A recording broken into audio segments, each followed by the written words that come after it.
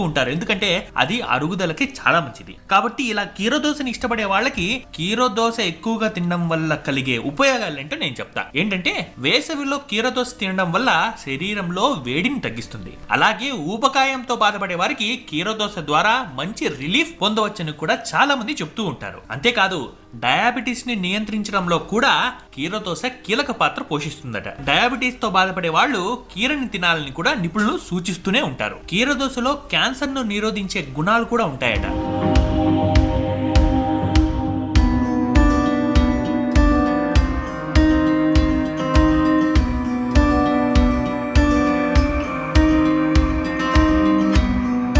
Magnesium, zinc, phosphorus, iron, విటమిన్లు వీటిలో పుష్కలంగా లభిస్తాయట.